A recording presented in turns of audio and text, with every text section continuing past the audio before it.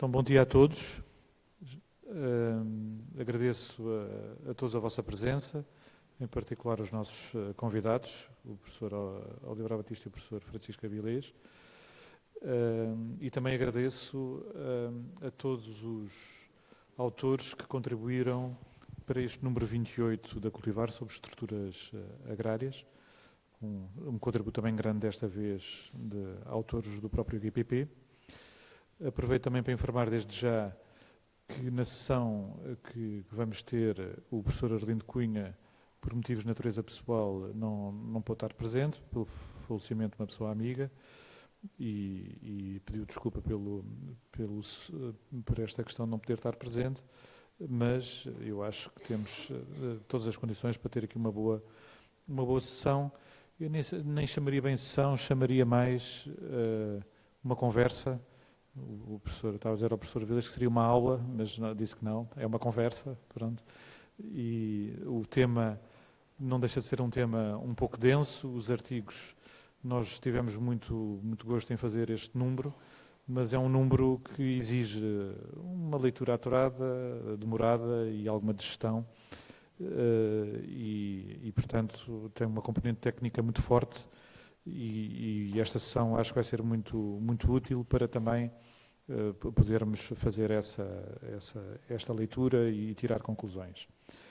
Depois destas minhas palavras, vamos apresentar um PowerPoint, mas com dinâmica com uma voz off, muito baseado no artigo do Rui Pereira e do Rui Trindade, com a caracterização dos principais indicadores ao longo destes 30 anos, os dados intercensitários, que também nos permite e facilita depois também a conversa que vamos ter a seguir e o debate que se possa fazer com essa informação para quem ainda também não tenha lido a Cultivar. Eu destaco aqui alguns artigos desta Cultivar, da número 28, que teve, como eu disse, uma maior participação do QPP, também por questões naturais, que é uma matéria muito mais técnica, e, portanto, os artigos que eu já falei, do Rui Pereira e do Rui Trindade, têm uma caracterização muito grande e também têm as tipologias territoriais, aconselho a ler, que são 2 artigos muito completos, com todos os dados apresentados de uma forma muito simples. E também o artigo do Joaquim Rolo, que para nós foi muito apreciado dentro do GPP e que, de uma forma muito clarividente, consegue fazer ali uma classificação sobre as modalidades da agricultura, que até depois eu e o Bruno acabámos por copiar ali algumas partes para escrever o artigo que também temos neste número e, portanto, aqueles conceitos ou classificações entre o setor agrícola comercial e o patrimonial comercial ou patrimonial, acho que são muito felizes e muito claros, e num artigo até não muito comprido, acho que suscita ali grande reflexão sobre a mesma feitura das políticas públicas. Esta que é uma preocupação que nós temos e portanto, pegando nos dados, naquela classificação que o Joaquim Rolo utiliza, nós verificamos, e depois também falamos no nosso artigo, em que esta parte dos agricultores e da superfície e da produção que está mais dependente da agricultura no que se refere ao rendimento de quem vive mesmo da agricultura, que acaba por se classificar ali em 25% das explorações, que produzem 80% do valor da produção e ocupam 70% da SAU, e portanto, muitas vezes depois na PAC, muitas vezes queremos responder a tudo e mais alguma coisa e às vezes acabamos por a falta de seleção por que todos os agricultores fazem o mesmo e têm as mesmas funções e como os recursos são limitados, quer os naturais, quer os financeiros, temos que pensar nisso com mais cuidado. O período que nós estamos a analisar é um período de 30 anos. O censo mais antigo que temos aqui a pôr, o RGA mais antigo, é o de 1989, mesmo antes da antecipação da segunda etapa da entrada no mercado único de Portugal.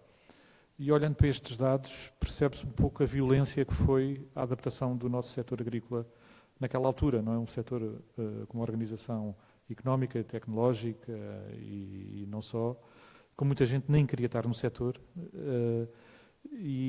mas aquela antecipação da etapa já ia ser difícil e eu acho que foi mesmo muito, muito dura. E até se nota um bocadinho, o professor Vilés também tem falado disso, quer dizer, houve ali durante muitos anos, eu aponto ali até 2009, não é? Porque também é o censo, depois o RGE que nós temos, foi um grande período de adaptação e muito, muito duro, quer do ponto de vista da demografia associada à agricultura, quer do ponto de vista da necessidade de adaptação das explorações e, portanto, nessa altura, para quem se recorda, a antecipação teve muito a ver até com o controle inflacionista, portanto, os ciclos às vezes repetem-se. Não temos agora estes instrumentos para reduzir a inflação alimentar da mesma maneira que tivemos naquele período, mas para fazer notar que foi tendo estes dados desta forma agregada, dá para fazer estas leituras e de ver que o setor realmente teve que fazer uma adaptação muito grande e que temos agora um setor muito mais extensivo, de uma forma geral, com muitas pessoas que querem estar no setor, não é? Que já não querem fugir do setor, mas também com desafios complicados e com algumas bolsas muito com elevada produtividade e elevada tecnologia, mas também com desafios próprios para conseguirem desenvolver, muito associado também à presença da água e do regadio, e portanto as estruturas agrárias foram-se adaptando, quer naquelas solos e explorações com menos produtividade, quer com estas com mais produtividade, mas mantendo a superfície agrícola última de uma forma geral no país. Para terminar estas minhas palavras de apresentação, apenas uma nota mais do ponto de vista pessoal, que para mim é um grande orgulho e fico muito feliz de ter dois professores que me marcaram muito e que mais me marcaram na minha formação académica, a professora Oliveira Batista e a professora Francisca Vilés, e que faz recordar, para quem andou no ISA e quem teve no departamento a especialidade de Economia Agrária e Sociologia Rural, tínhamos um corpo de docentes, não eram só os dois, mas os dois eram a parte mais emblemática e que deram aquela orientação, em que tinham uma dose de exigência, de modernidade, de liberdade para pensarmos e mesmo alguma tensão entre as duas partes dos departamentos, que era também muito feliz para nós de podermos ter essa boa tensão, que comparando com os dias de hoje, que está tudo tão polarizado, acho que foi um privilégio enorme para mim e para alguns colegas que também passaram por Economia Agrária e Sociologia Rural e, portanto, esta nota pessoal e um agradecimento muito especial e penhorado aos dois por estarem aqui hoje presentes e que muito agradeço. Obrigado. O GPP apresenta uma síntese sobre os números do recenseamento agrícola. São apresentados os principais dados nas seguintes áreas: explorações, superfície, mão de obra, efetivo animal, valor de produção padrão total e produção biológica. De acordo com o recenseamento agrícola em 2019, existem em Portugal 290.229 explorações agrícolas, ocupando 56% do território nacional e correspondendo a uma superfície agrícola útil de 3.960.000 hectares. A dimensão média das explorações é de 13,7 hectares, embora com uma variação significativa entre as regiões agrárias. Em Portugal, as explorações agrícolas representam uma variação também ao nível da mão de obra agrícola, da superfície agrícola utilizada e da superfície irrigável. A região agrária Trás-os-Montes integra 22% das explorações agrícolas, mas apenas 11% da superfície agrícola útil. Em contrapartida, o Alentejo concentra 54% desta superfície, tendo as explorações a maior dimensão média, 68,9 hectares, 5 vezes superior à média nacional. As explorações agrícolas com menos de 5 hectares representam 73,4% da superfície agrícola útil nacional e 72% das explorações são de muito pequena dimensão económica. Embora a proporção das explorações de grande dimensão económica seja apenas de 4%, representa quase 65% do valor produção padrão total. A especialização em produções vegetais e a orientação técnica e económica predominante em mais de 59% das explorações, representando 47% do valor produção padrão total. Quase 95% das explorações são de produtores singulares e 61% está classificado com menos de uma unidade de trabalho anual. Os produtores agrícolas são responsáveis pela gestão de 5,12 milhões de hectares, dos quais 77% correspondem a superfície agrícola útil, 19% a matas e florestas sem culturas sob coberto e apenas 2% a superfície agrícola não utilizada. O mapeamento da superfície do continente permite visualizar o tipo de utilização. A superfície agrícola útil aumentou 8% na última década, reflexo do abrandamento, do abandono das explorações, uma dinâmica associada à empresarialização da atividade, com as sociedades a gerirem 5% das explorações e 37% da superfície. A situação nas regiões é, no entanto, muito diversa, é resultado da importância da atividade florestal, da concentração de dispersão da propriedade e das características do solo, que levaram igualmente a evoluções diferenciadas. Continua a existir uma elevada concentração da superfície agrícola útil num número limitado de explorações agrícolas. As explorações com mais de 50 hectares, apenas 4% do total, são responsáveis por mais de 2/3 da superfície. Em contrapartida, as explorações de pequena dimensão, com menos de 5 hectares, são as mais representativas, ocupando apenas 10% da superfície. Grande parte da área ocupada com terras aráveis foi convertida em pastagens permanentes, que representavam em 2019 mais de metade da superfície agrícola útil.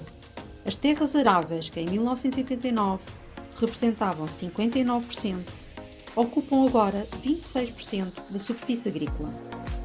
O mapeamento da composição da superfície agrícola utilizada no continente permite visualizar as diferenças por região agrária. A reestruturação territorial agrícola levou a que muita área de terra arável de grande dimensão fosse convertida para pastagem permanente e, consequentemente, em 2019, cerca de 43,6% do total da superfície agrícola útil são pastagens permanentes em explorações de grande dimensão. Esta alteração significativa de uso de superfície, tendo em consideração que estas paisagens são em grande parte naturais, mostra um claro processo de extensificação através da diminuição das terras aráveis. Na superfície das culturas permanentes destaca-se o olival e os frutos de casca rija, com um crescimento substancial nos últimos 30 anos. Nas culturas temporárias, 3/4 da superfície são de culturas forrageiras e cereais para grão, merecendo destaque o aumento dos prados temporários. A superfície de prados e pastagens permanentes é sobretudo em terra limpa e sob coberto de matas e florestas. O mapeamento da superfície agrícola do continente por tipo de cultura permite visualizar a predominância dos prados e pastagens permanentes.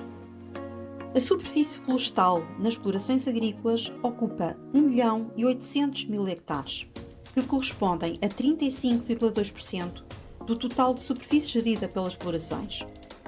Esta área florestal distribui-se em dois tipos: a que não tem sal sob coberto de matas e florestas e é composta predominantemente por pinheiro bravo e eucalipto; a que tem sal sob coberto de matas e florestas, que se encontra sobretudo no Alentejo, e é composta essencialmente por montados de sobro e azinho e constituída por pastagens naturais, ou seja, não melhoradas. O Alentejo concentra uma parte bastante significativa da área com superfície agrícola útil sob coberto de matas e florestas, 84% do total, e metade da superfície sob coberto de matos e florestas. A superfície regada foi em 2019 de 566.000 hectares, correspondendo a 14,3% da superfície agrícola útil. Mais de 99% desta superfície está no continente e representa apenas 6,3% do seu território. O Alentejo é a região com maior extensão e proporção de área regada e, juntamente com o Ribatejo e o Oeste, representam cerca de 60% do total da superfície regada. Em 2019, Foi efetivamente regada 89,8% da área equipada, destacando-se o olival nas culturas permanentes e os cereais para grão nas culturas temporárias, representando 41% do total da área regada. O método de rega sob pressão é utilizado em 78% da superfície regada, com destaque para o sistema localizado gota a gota, que é utilizado em cerca de 49% desta superfície. A superfície irrigável em 2019 foi de 631 mil hectares, estando mais de 99% desta superfície no continente, representando apenas 7% do seu território. Cerca de 37% da superfície irrigável localiza-se no Alentejo, com destaque para as culturas permanentes, que representam 65% da superfície irrigável da região e 24% do país. Do total da superfície agrícola útil, apenas 16% é superfície irrigável, tendo 46% das explorações e infraestruturas de rega. A diminuição da superfície irrigável explica-se pela redução acentuada das explorações familiares de pequena dimensão, onde predominavam regadios tradicionais. No entanto, essa quebra é atenuada pelo aumento da superfície irrigável no Alentejo, decorrente da entrada em funcionamento do empreendimento do Alqueva, permitiu o aparecimento de novos regadios modernos e estruturados. Constata-se uma redução significativa da mão de obra agrícola, para o qual contribuíram a capacidade de atração dos setores secundário e terciário, devido a melhores rendimentos e condições laborais, juntamente com mecanização e modernização tecnológica.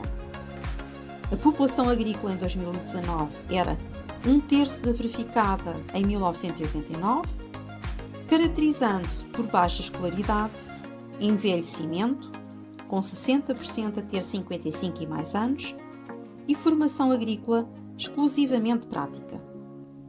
Os produtores agrícolas singulares representavam 94,5% do total de produtores, tendo diminuído significativamente de 1989 para 2019. Do total de produtores agrícolas, mais de 2/3 são homens, 53% têm 65 e mais anos e o nível escolar e formação profissional são baixos. O volume de trabalho da mão de obra em unidades de trabalho ano representava, em 2019, pouco mais de 1/3 do registado em 1989. Do total do volume de trabalho, 68% refere-se à mão de obra familiar e 32% a não familiar.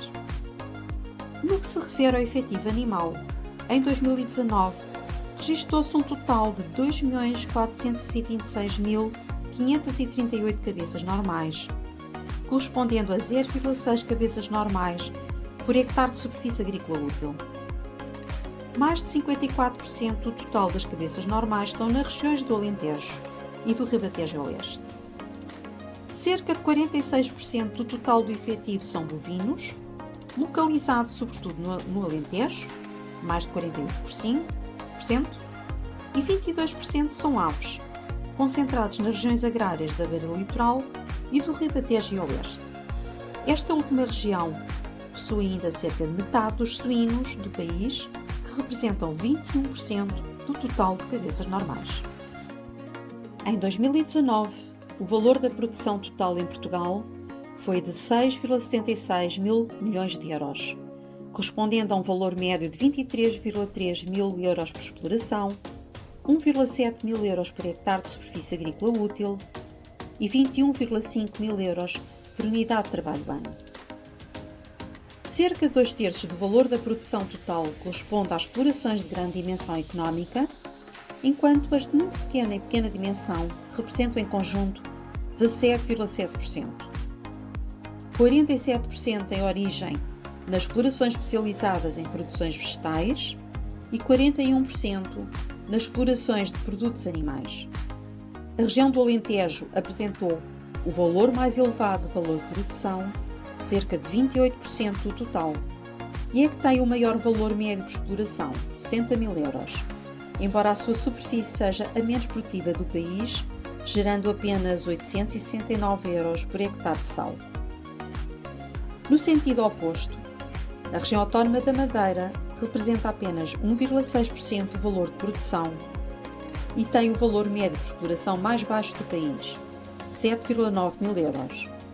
No entanto, o seu valor médio por hectare de sal ascende aos 23,2 mil euros, tornando-a na região com o valor mais elevado por superfície agrícola.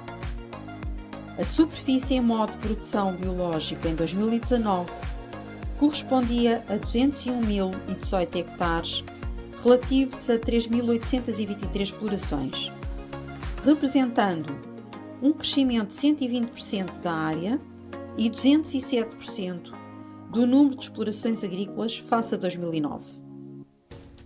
As pastagens permanentes são o principal tipo de cultura em modo de produção biológico, representando cerca de 68% do total desta superfície, localizada sobretudo no Alentejo. Nas culturas temporárias, destacam-se os pratos temporários e culturas forrageiras, que representam 9% da superfície, com especial incidência também no Alentejo. O olival é a cultura permanente com maior representatividade na categoria e encontra-se sobretudo no Alentejo, Trás-os-Montes e Beira Interior. A superfície, em modo de produção biológico, é distinta por região agrária. Em Trás-os-Montes, localizam-se 29% das explorações em modo de produção biológico, mas apenas 8,4% da superfície. Em contrapartida, o Alentejo tem cerca de 63% da superfície e 22% das explorações com modo de produção biológico, o que significa uma dimensão média quase 3 vezes superior à do país. 60% da área em conversão para modo de produção biológico localiza-se no Alentejo. Bom, vamos então dar início a este debate de conversa.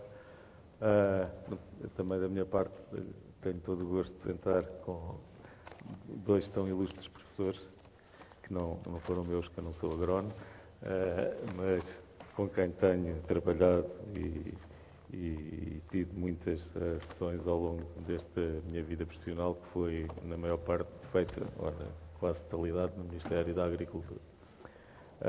Se calhar, para introduzir o tema da conversa, e aqui chamar uma primeira questão, é aqui um bocado o ponto de chegada, que parece que é este recenseamento em relação ao que foi a evolução da agricultura e das suas estruturas nas últimas décadas.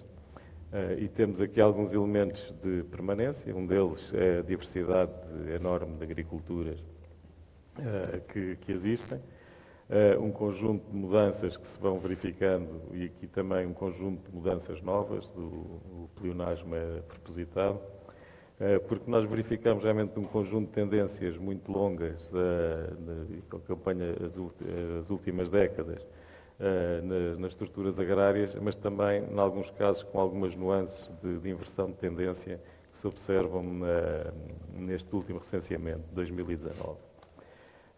Portanto, há algumas que permanecem tendências muito longas, que é a diminuição do número de explorações, portanto, sobretudo explorações muito pequenas, essa mantém-se uma constante. A diminuição do volume de trabalho também está associado, mantém-se neste recenseamento, mas aqui com uma diferença, é que verifica-se um aumento do trabalho não familiar e de um modo generalizado em todo o território. Portanto, não há uma explicação evidente para isto. Esta inversão coloca o trabalho não familiar a níveis superiores ao de há 20 anos atrás, portanto, há alguma inversão e que neste momento representa um terço do volume de trabalho e provavelmente até do volume de produção, provavelmente uma percentagem maior. Portanto, é uma alteração relativamente ao que vinha sucedendo. Na própria evolução da superfície agrícola, que tinha tido evoluções regionais relativamente contrastadas, mas tinha um balanço, digamos, que a gente dizia, uma diminuição lenta da superfície, que diminuiu cerca de uns 10% nos últimos 30 anos, tinha entre 89 e 2009. Verifica-se também aqui uma inversão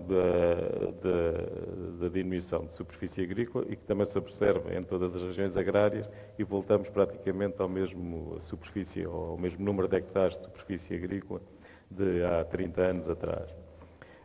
E na sua composição, também com algumas nuances nas grandes tendências. Portanto, se a terra arável continua a diminuir e as pastagens a aumentar, já as culturas permanentes inverteram a tendência e nos últimos 10 anos tiveram uma subida significativa, o que também aconteceu com o balanço da superfície quer irrigada, quer da superfície irrigável. Portanto, o balanço nos últimos 10 anos foi positivo e, portanto, aumentaram estas duas variáveis.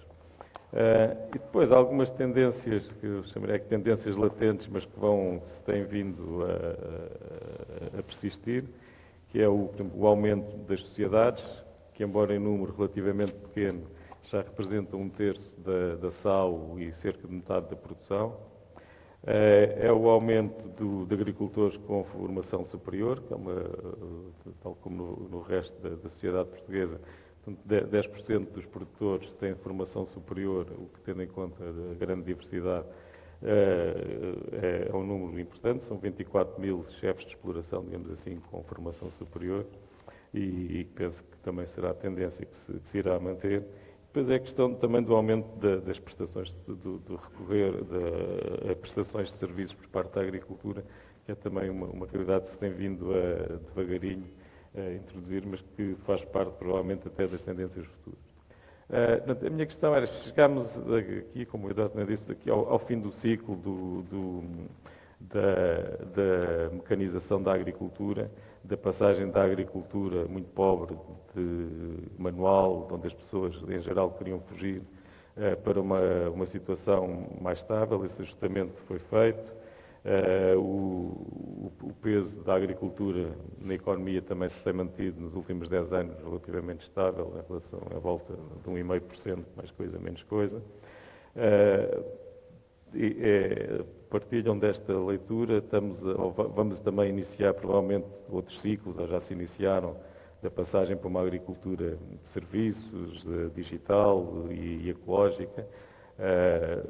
Irão haver alterações nas estruturas tão fortes como as que existiram no passado, ou teremos uma relação, digamos, mais estável entre as estruturas agrárias, a sua gestão do solo, a relação com o volume de trabalho ou com a oferta alimentar, será mais estável nos próximos anos. Bom, eu? Sim, está aqui já mesmo. Muito obrigado. Eu queria naturalmente começar por agradecer o convite para estar aqui hoje. É um gosto para mim estar aqui e quero dizer que é um gosto pelo Eduardo, pelo Bruno, mas pelo cultivar, que eu acho que tem sido um contributo muito importante para o setor agrícola e territorial respirar um pouco. Portanto, eu creio que nunca agradeceremos o suficiente este esforço continuado, contínuo e que tem vindo a persistir. Queria também saudar aqui o Francisco Avilés, corrigir ali o engenheiro Eduardo. A tensão que houve entre nós foi uma tensão conjugal, harmoniosa, sim, como se vê para o futuro, quer dizer, portanto... E combinada. E combinada. Tenho o maior gosto de estar aqui com o Francisco. Agora, eu ia começar aqui. Eu não sou muito de improviso. Sim. E, portanto, eu li com atenção e antes de responder, eu preparei aqui umas notas que, em parte, respondem à sua questão, em parte não respondem, mas se me permitisse, eu fazia esta divulgação. Ia começar por um comentário simples aos artigos dos colegas que fizeram o tratamento da informação, portanto, o Rui Pereira, o Rui Trindade, a Laura Fonseca. Eu gostei muito dos artigos, achei que é um esforço grande, mas queria pedir um favor, já agora, se posso, é que valia a pena, a meu ver, ter explorado algumas tendências que se verificam lá fora, que têm vindo a verificar-se lá fora, e que teriam ajudado e que teriam dificultado a proposta política que fez o Eduardo e o Bruno no artigo dele. Portanto, as tendências é, o arrendamento. Lá fora verifica-se uma grande tendência para o arrendamento, em detrimento, especialmente nas explorações, digamos, apoiadas pelo capital financeiro, de grande dimensão económica. Portanto, aliás, é o que se passa cá. Eu estive há poucos dias na Idanha e verifiquei que estão lá quase 5.000 hectares de amendoal, basicamente dominados por 3 grupos, um brasileiro, outro creio que é americano, outro creio que é espanhol, e eles têm comprado terra, disseram à volta de 20 mil euros o hectare, 20, 25 mil euros, mas preferem arrendar. E uma grande parte é arrendada, aliás, no Olival também. Portanto, valia a pena explorar este arrendamento desta ligação. Outra coisa que eu achava importante também era o problema que referiu aqui, o problema da prestação de serviços por prestadores exteriores, que é uma tendência que altera muito, por exemplo, a questão das economias de escala. E, portanto, tem alterado. E, portanto, valia a pena, se fosse possível, essa exploração. E, portanto, e a outra coisa que se verifica, que foi aqui acentuado, é que lá fora a diminuição do trabalho, como sabem melhor que eu, o trabalho familiar tem vindo a diminuir e em agricultura, por exemplo, eu creio que na Holanda, no último censo, já era superior o trabalho, não tenho a certeza porque não verifiquei antes de vir para aqui. Pronto, é só estas notas. Dito isto, eu queria fazer aqui uns pequenos comentários. Eu, quando li o número, vi o número e tal, comecei pelo vosso artigo, pelos vossos artigos, e depois li o artigo central, li primeiro o editorial, e li o artigo central da revista. E verifiquei que, aliás, os outros artigos servem, geralmente, de apoio às teses daquele artigo. E eu queria só fazer alguns comentários, se me permitissem, porque quando o Eduardo teve a gentileza de me personar para eu estar aqui, eu ainda não tinha lido a revista, só li depois, não é? E, portanto, não percebi bem ao que vinha. Portanto, essa foi a minha surpresa. E, portanto, quando li o artigo, eu pensei que vinha para um debate, para uma conversa com o Francisco e eventualmente com o Arlindo, sobre analítica, técnica, sobre este tema, mas deparei-me com uma proposta política radical. E, portanto, com algum radicalismo, quer dizer, nesse sentido. E, portanto, eu ia-me centrar nesse comentário e, aliás, creio que eu próprio fui convidado para ser um pouco radical e, portanto, também não queria desiludir os meus anfitriões. Ora bem, primeiro é radical no referencial. Pronto, eu vou ser esquemático para provocar um pouco aqui o debate, porque é uma proposta cujo referencial é feito na perspectiva de racionalizar, a partir do Estado, o que está certo, de uma burocracia ilustre de Estado, a gestão da política e dos dinheiros públicos, mas tomando como critério único, ou praticamente único, para esta racionalização, a rentabilidade capitalista das políticas. Isso preocupa-me um pouco. E vou dar um pequeno exemplo para o nosso debate. Por exemplo, diz-se que os serviços ambientais, na pequena dimensão, custam muito mais. É verdade. Mas, por essa lógica, eu gostava de citar aqui um ministro alemão da Agricultura, que há uns anos já, que fez uma declaração surpreendente. Era muito mais barato eu encomendar os serviços ambientais a uma empresa de Berlim com os agricultores da Baviera. Portanto, temos que ver onde é que paramos neste referencial. Portanto, quer dizer, bom, o segundo ponto do radicalismo desta proposta, quer dizer, radicalismo é um modo de dizer, quer dizer, pronto, mas é de facto uma proposta radical. São os objetivos.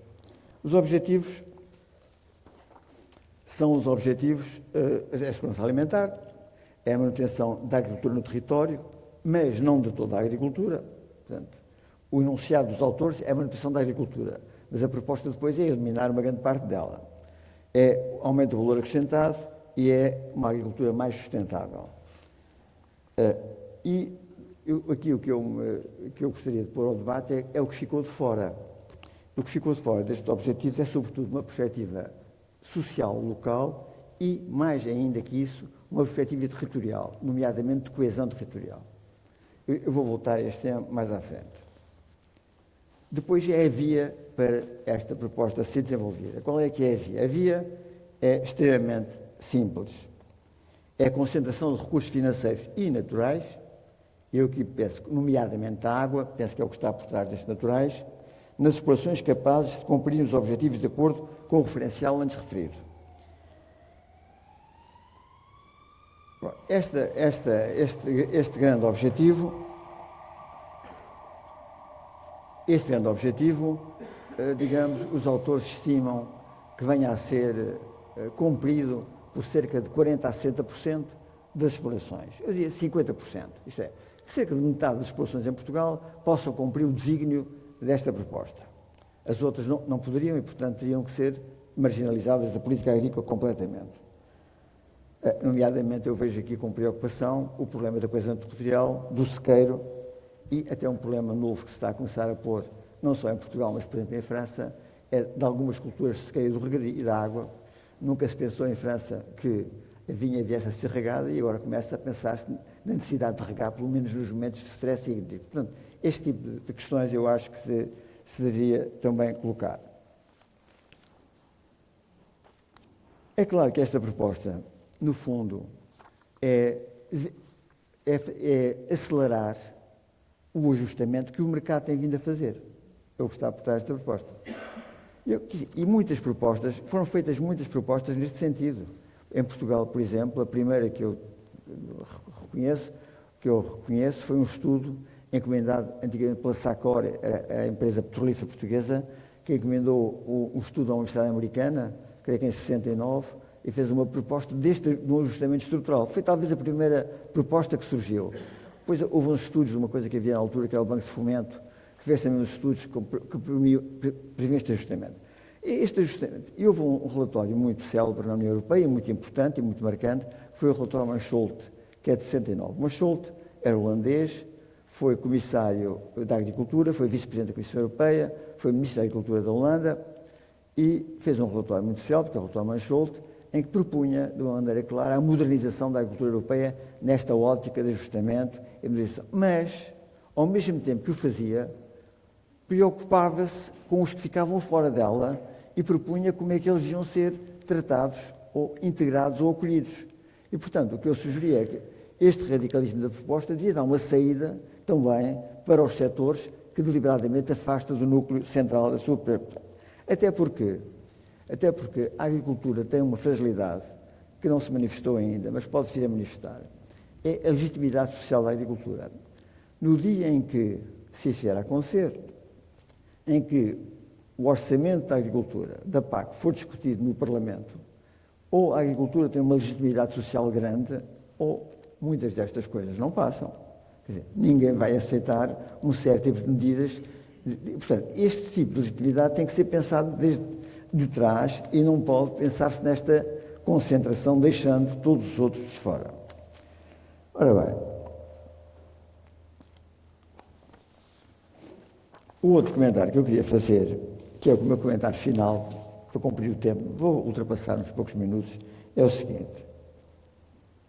É claro que o que eu iria quase que apostar, não fiz as contas, espero que faça, que me ajude a fazer essas contas, é que o núcleo de explorações que está eleito para ser o escolhido é já hoje em dia o que recebe a esmagadora maioria dos apoios. Quer dizer, eu era capaz de apostar isto. Estes 50% que são eleitos como os eleitos, são escolhidos como os eleitos, são hoje já quem recebe a grande maioria dos apoios. Eu não tenho esses números, espero que me ajudem, mas não, pelos números que o Francisco Cordovil tem publicado, não tenho grandes dúvidas disto. Quer dizer, portanto, deve ser assim. E, portanto, se esta concertação já foi feita e os resultados, como foi dito, não são brilhantes e têm que ser alterados, temos que nos interrogar porque é que isto se passa. Quer dizer, porque é que, afinal, se já estão tão concentrados o financiamento, como eu penso que estão, e que a proposta de concentração não vai alterar substancialmente o núcleo beneficiado, porque é que então, de onde é que vêm afinal os problemas? Então eu queria só comentar um pouco provocatoriamente, provavelmente a questão não está só na estrutura, mas está no desenho e na aplicação das políticas. Eu ia agora, o mais provocatoriamente possível, dar alguns exemplos. Exemplo 1, que eu acho que é o mais extraordinário. Muitos de nós, muitos de vocês, conhecem o Conselho de Mértola, já atravessaram. O Conselho de Mértola tem uma parte sul, do sul, onde aqui há muitos anos, ainda ligado a planos de florestação do Estado, foi plantada uma grande área de pinheiro manso. O pinheiro nunca cresceu, quer dizer, hoje em dia, digamos, não o cortam pela madeira, mas extraordinariamente esse pinhal, muito dele, foi classificado em culturas permanentes de agricultura biológica, com uma produção biológica para a produção de pinhão, que não produzem. É que receberam subsídios e se forem ao recenseamento, pode certificar, estão lá assim e dá efeitos tão perversos, como altera completamente a produção por hectare do Conselho de Mértola. Portanto, eu creio que agora isto já foi alterado, acho que já foi alterado no novo FEPAC, penso que há um esforço. Mas, quer dizer, este é um exemplo neste sentido. Mas há mais exemplos. Outro exemplo que eu tenho aqui, eu vou ser um bocado provocatório nos exemplos, porque creio que é um debate central. Outro ponto que eu gostaria de focar, e não vou só enunciar, porque é um ponto, acho que tão evidente, é o que se passa com a agricultura biológica. O Francisco, aliás, publicou há pouco tempo um artigo sobre esse assunto, e é de facto uma coisa que tem que ser revista, quer dizer, nesta aplicação, a meu ver, da política. A outra questão é o problema contraditório que eu vejo entre a orientação que a política traça para os sistemas pecuários e o que se pretende para as alterações climáticas. Pois nós estamos, de alguma maneira, a incentivar, permita uma expressão, encabeçamentos elevados, digamos, com as políticas, como é que esperamos depois que isso não tenha consequências em indicadores? As coisas têm que ser pensadas em conjunto e, portanto, não podemos estar, por um lado, a favorecer encabeçamentos do animal por hectare, quando, em França, em muitas explorações, já se vai em 0,3. Portanto, quer dizer, eu creio que há aqui um outro exemplo que eu gostava de dizer, digamos, eu sou um leitor não regular, mas quando venho a estas sessões, gosto de ler os relatórios do Tribunal de Contas da União Europeia. Quer dizer, o que eles dizem sobre as políticas ambientais e a maneira como se transformar em políticas de apoio ao rendimento, é uma coisa, e que em Portugal também se fica completamente e que tem distorcido muitos dos objetivos que se pretendem. Ora bem, só para dar um pequeno último exemplo desta questão, aliás, as explorações que estão referenciadas no vosso artigo, são as explorações que se limitam a maximizar subsídios sem uma preocupação de atividade económica. Aliás, isso está, de alguma maneira, denunciado. Portanto, o que eu creio, estes exemplos que eu escolhi, que são são talvez os mais emblemáticos, mas há muito mais. Se nós tivéssemos uma discussão sobre isto sobrepunha-se ao ajustamento das estruturas agrárias que o mercado faz. Aliás, no longo prazo, se verificarmos no longo prazo, eu vou dizer longo prazo, desde o princípio do século XX, e tomando como grande exemplo a Dinamarca, que teve uma política sempre estrutural.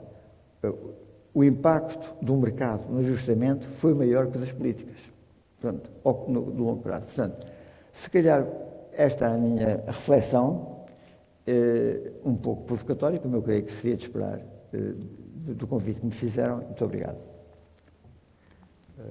Professora Vilés, quer também comentar? Também. Não, o professor Oliveira Batista já entrou pelo que iria ser a minha segunda questão, mas pode ainda ficar pela primeira, que era se estamos a chegar a um fim de ciclo, ou se completamos o ciclo. Sim, não, agora, sim, não há problema. Agora, estava só a dizer, mas estou só a dizer, sem prejuízo, vamos desenvolver a questão que já começou a ser enunciada a seguir, mas já agora. E dar os parabéns mais uma vez à equipa do IPP relativamente ao cultivar. Eu inicialmente, quando recebi ao cultivar, lia e mandava uma mensagem ao Eduardo, depois comecei a ser preguiçoso, não mandar mensagens, mas digamos, continuo a repetir para mim mesmo os parabéns por aquilo que vocês têm feito e a importância que a revista tem entre nós, não é? Eu, aliás, nunca acreditei que vocês chegassem a este número estes números todos da revista, com esta qualidade, e espero em Deus que consigam continuar a fazê-lo. Por outro lado, tenho sempre imenso gosto de estar com o Fernando, nem sempre estamos de acordo, mas isso faz parte da tal tensão natural. Eu li também o número do cultivar, com algum cuidado, não direi com muito cuidado, eu estou com mais dificuldade de me concentrar nas coisas. Ele, de qualquer maneira, vem muito na linha daquilo que eu tenho tentado escrever ou pensar nos últimos anos. Eu tenho dado mais importância à tónica da evolução dos resultados económicos do que à parte das estruturas, mas existe uma ligação muito estreita das duas. Aliás, há um aspecto do artigo dos Ruis que que é muito completa, muito interessante, não sai fora daquilo que nós, em certa medida, já conhecíamos das tendências, mas tenho pena que eles não tenham feito uma diferenciação da última década, que fizeram em certa medida depois no texto, mas que nos números, porque me palpavam a mim o trabalho grande. Neste momento, a minha questão, em termos daquilo que eu ainda tento fazer, de reflexão e de escrita, é tentar perceber que reflexo é que tem nas estruturas agrárias esta alteração tão substancial que se tem verificado do ponto de vista do desempenho económico das produções agrícolas. Como sabe, eu tenho trabalhado sobretudo com as contas económicas, além depois dos dados do IFAP, que vocês nos fornecem, do RICA, mas a evolução das contas económicas, o que nos mostra é que depois de 2 décadas, quase completa estagnação em relação aos principais indicadores, nos últimos 10 anos, de repente, demos um salto enorme, não é? Sobre todos os diferentes aspectos, do ponto de vista do volume da produção, do ponto de vista do produto agrícola bruto em volume e em valor, do ponto de vista do rendimento do setor, do ponto de vista da competitividade, do ponto de vista da produtividade. Houve, de facto, uma alteração muito substancial nos últimos 10 anos, que eu, aliás, tenho procurado escrever algumas coisas nos últimos artigos que tenho feito, e que particularmente se verificou na dita região NUT 2 Alentejo, que no fundo é a Lesíria e o Alentejo, propriamente dito, e que é muito interessante tentar perceber o que é que está por trás em termos de estruturas agrárias, portanto, o que é que mudou, porque, aliás, muitas coisas já foram aqui referidas neste resumo, e que me parece que são importantes de analisar. Só um pormenor. Eu há mais de anos que ando a tentar que o GPP leve em atenção o indicador de superfície agrícola cultivada, mas que não gosta nada, mas que eu acho que ajuda muito a perceber. Quando a gente diz que a sal se manteve praticamente estagnado, obviamente, mas depois disso, mas houve uma grande alteração na composição, a gente esquecer que uma grande parte dessa alteração é o crescimento enorme dos prados e pastagens pobres, é uma coisa que obscurece um pouco, digamos, a análise. Portanto, a minha superfície cultivada, no fundo, é sal menos as áreas ocupadas pelos prados e pastagens permanentes pobres, que ajuda em muitas coisas, até positivamente, quando a gente faz, por exemplo, o indicador de produtividade, pondo no denominador a sal, ficamos com uma evolução do ponto de vista da produtividade da terra muito abaixo daquilo que de facto a gente sente que aconteceu. Não é? Se a gente puser a superfície cultivada, que é aquilo que de facto teve influência e alterações do ponto de vista da agricultura, os resultados são muito mais significativos, mais positivos. É claro que depois, quando a gente quiser usar como indicador o consumo de adubos por hectare, convém-nos ter a sal. Para dizer que não gosta. Ou os fitofármacos também nos convém ter mais a sal do que a superfície agrícola cultivada. Há aqui estes 2 aspectos que, obviamente, se tem que levar em consideração, mas parece-me que, em termos de uma análise desta superfície agrícola cultivada. Mas, pegando nestas propostas pretensamente polémicas, provocações do Fernando, eu daquele artigo inicial do Eduardo e do Bruno, eu não estou muito fora daquilo que se lá diz, digamos, em termos das leituras, e fiquei, no fim, com uma indicação, que é uma indicação importante, desde sempre a gente conversa, que é que vai ser necessário seletividade e complementaridade, digamos. A conclusão é essa, não é, em termos de coisa.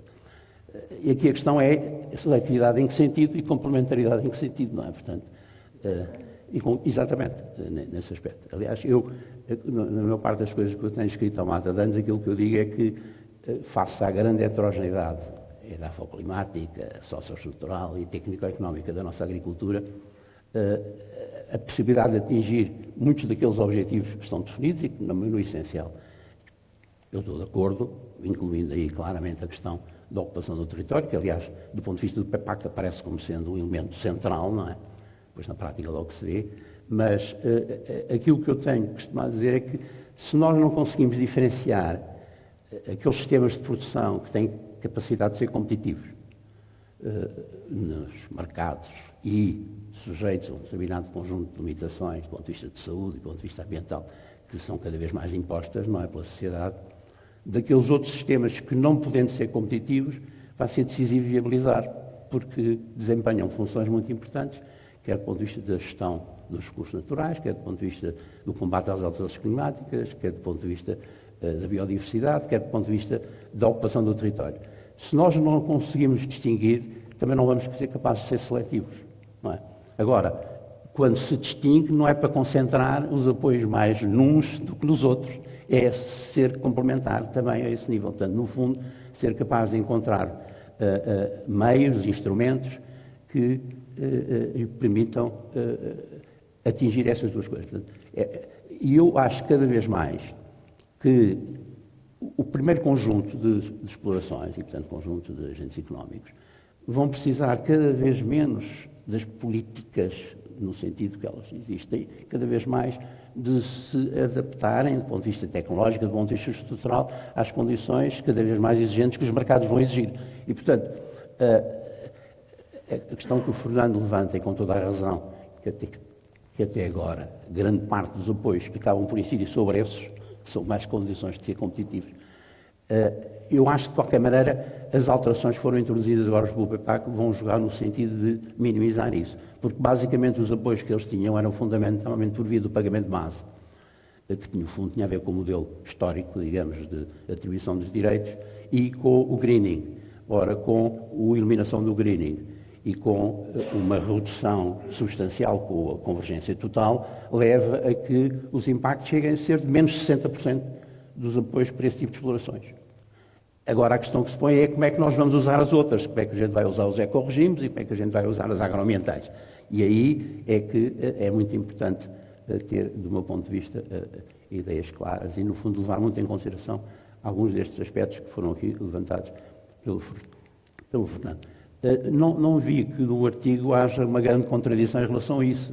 A questão que se põe é depois como é que a gente põe isso na prática. Que decisões é que dão em termos da aplicação das políticas, como é evidente, não é? Em termos de coisa. E, de facto, nós temos exemplos que eles conhecem tão bem como nós, que nos deixam um bocado atrapalhados relativamente à forma como as políticas são utilizadas. Em relação ao artigo do rolo, que eu gostei muito, a única coisa que eu não gostei foi dos nomes. Mas pronto, mas isso os nomes não são nomes feios, não é?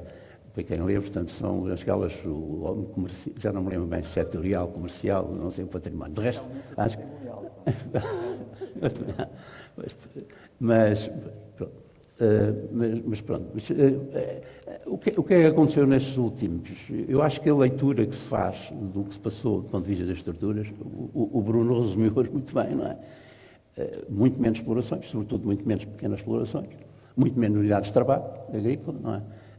Uma SAU que aparentemente se manteve mais ou menos, aparentemente porque sofreu uma alteração profunda da composição, como aliás o refere, e que introduz esse elemento que é um elemento, a meu ver, negativo, que é de uma extensificação exagerada, porque essa extensificação em parte percebe-se que tivesse que acontecer, mas quando é completamente separada da maneira como são geridos os solos, levam a consequências negativas, quer do ponto de vista económico, quer do ponto de vista social, quer do ponto de vista ambiental, não é? Porque, no fundo, a função que esse tipo de solos poderão vir a ter no sequestro de carbono não existe. A gente diz que sim, porque temos, quanto mais área temos de pastagens, maior o sequestro. Não é verdade, porque aquelas pastagens não sequestram absolutamente nada. Antes, pelo contrário, de uma forma geral, como se vem vindo a degradar, o que vem a ver é, então, o efeito negativo do sequestro. E isso depois teve alterações, que em alguns aspectos são mais positivos, outros aspectos são menos positivos, mas que são inelutáveis. As explorações familiares têm vindo a reduzir-se. Muitas das explorações ditas familiares hoje em dia têm uma atitude muito mais empresarial do que tinham há um tempo atrás. Portanto, há uma fatia grande daquilo que são as explorações familiares, que hoje em dia são muito mais tipo empresarial, que a certa altura passam a ser sociedades, não é? E há uma alteração profundíssima nestes últimos anos, que eu não sei muito bem que implicações e alcance tem, e que nós, por exemplo, na Agrogest temos vindo a acompanhar. A maior parte dos trabalhos que hoje em dia a gente faz é por fundos. O fundo dos professores canadianos, o fundo dos Mormons, o fundo de não sei o que mais, que estão a comprar tudo e mais alguma coisa. a preços impensáveis, digamos, há uns anos atrás, e que ou compram ou arrendam, exatamente, e que avançam fundamentalmente naquilo que tem sido a grande mudança em termos cultural, que é exatamente as culturas permanentes, portanto, é aí é que tem havido a modificação enorme, não é? Com consequências positivas do ponto de vista económico, indiscutivelmente, que são atividades de uma maneira geral mais rentáveis, e que vão levar a que as estruturas agrárias, em termos de determinado tipo de regiões e de dimensões, quase sempre ligadas ao regadio, porque sem água ninguém avança por uma coisa destas, vão alterar-se profundamente. E o que está a acontecer é que as pessoas, quando aparece alguém a dizer que lhes dá 30 mil, 40 mil, 50 mil euros por hectare, não tem a menor das hesitações, não há amor ao património que os leva a manter. Portanto, isso vai, de facto, ter um efeito muito significativo do ponto de vista da evolução. É positivo, é negativo. Há um aspecto que eu tenho sentido ao acompanhar este tipo de trabalhos, cada vez que eu acompanho mais no sentido de ler os relatórios e perceber o que é que se passa e assistir a algumas das discussões, é que eles têm uma enorme pressão do ponto de vista das questões da sustentabilidade, digamos, no fundo, dos acionistas do fundo, não sei se chama assim, ou dos fundistas, e que leva a que haja uma necessidade absoluta do tipo de opções, do ponto de vista produtivo e tecnológico, respeitar um conjunto de condições que estejam ao abrigo de todas as formas de certificação existentes, mais exigentes possíveis, e da questão do carbono, etc. Portanto, isso é uma condição básica que leva a que eles tenham uma rede, do ponto de vista de recolha de indicadores e de coisas que, longe de nós, alguma vez ter.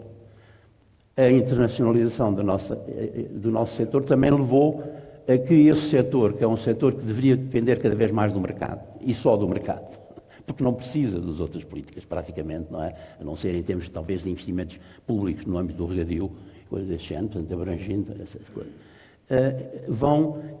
Têm vindo a beneficiar muito dos aspectos ambientais, porque quem lhes compra os produtos assim o exige.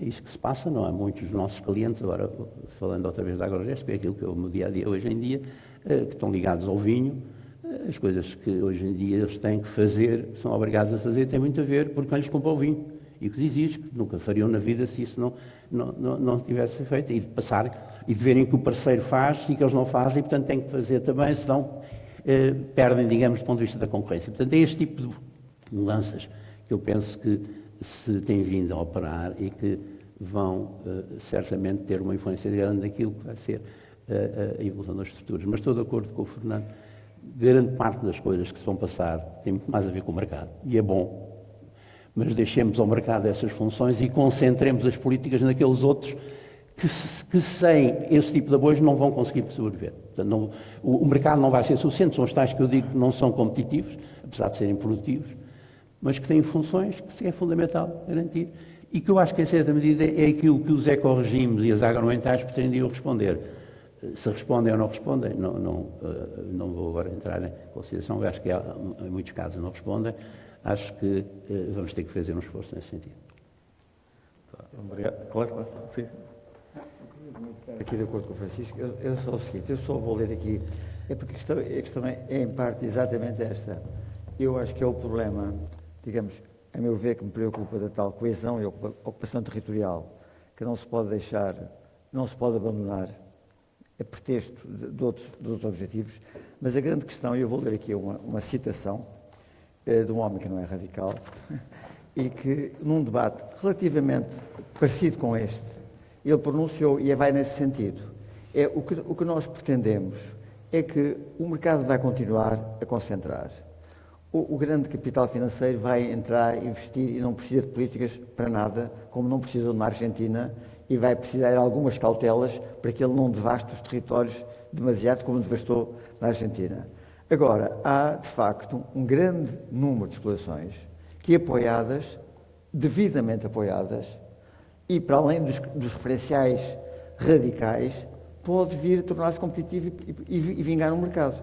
E era isto que queria dizer aqui o nosso vizinho, o ministro Luís Planas, quando dizia, num debate no Senado, o seguinte, que é preciso apoiar uma imensa classe média na agricultura espanhola, até para ela ter legitimidade social. Portanto, eu creio que Porque há dois tipos de unidades agrícolas que vão persistir. Uma é aquelas que dependem sobretudo das reformas e dos salários. Enquanto a transformação geracional não se processar, ficarão ou não ficarão. Agora, outra é o grande capital que está a chegar, como eu vi na Idanha, não é? Portanto, e aí alguns não têm estas precauções, não é?